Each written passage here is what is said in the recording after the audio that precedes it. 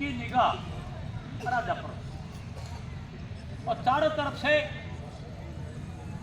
दुश्मन सैनिक उस राजा पर टूटते। राजा कितना भी बलशाली, कितना भी कुशल था, लेकिन जब इस तरह से बार बार आक्रमण झेलना पड़ता है तो राजा अगर गिरा, चाहे वह मृत्यु हुई चाहे वह कैद किया गया, सेना का मनोबल टूटा और सेना का मनोबल टूटने के बाद मनोबल विहीन सेना कोई भी युद्ध जीत नहीं सकती। इस तरह के दोष हमारे युद्ध कौशल में रहा और उसका लाभ इन मुस्लिम शासकों ने उठाया। वहाँ लड़कियों को प्रस्तुत करने के बाद, बालिकाएं थी, लड़की क्या बालिकाएं थी, उसने कहा कि ये जो योद्धा है इसने हम दोनों का बलात्कार किया और वही जो है उसको मौत की सजा होती है तो उसको मारा कि गाजी को सौंपने के पहले तुम कैसे ये बलात्कार कर दिए।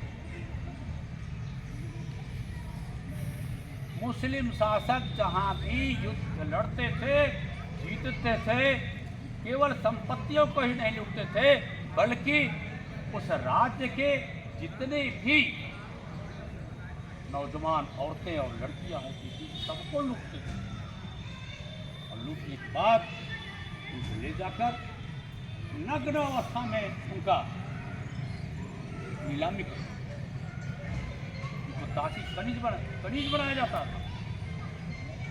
उनका कोई माराधिकार नहीं था। उन खनिजों को जब चाहे जो चाहे किसी समय उनको बलात्कार के लिए ले जा सकता।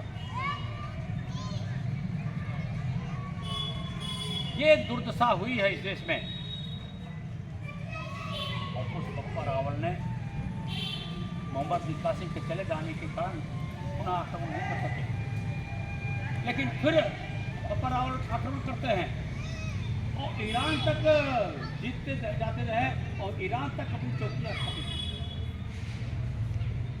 ईरान से लौटते समय विभिन्न स्थानों पर अपनी चौकियां स्थापित की। सलीम नाम के शासक को अफगानिस्तान में पराजित किया और अपने भतीजे को वहां का राजा बनाया। बाद में इस तरह से यह क्रम चलता रहा।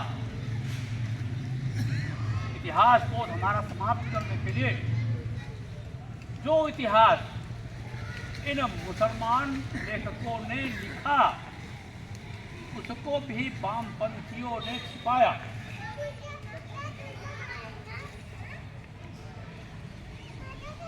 मोहम्मद बिन कासिम और बाबर के बीच में 500 साल का अंतर था।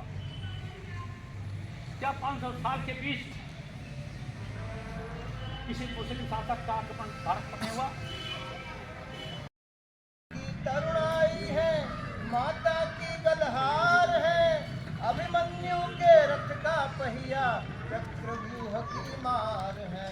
उठो जवानों, उठो जवानों, गीता कहकर पाले में न घुस पाए दुश्मन, प्रतिद्वंदी से ताल ठोक कर कहो भाग जाओ दुश्मन।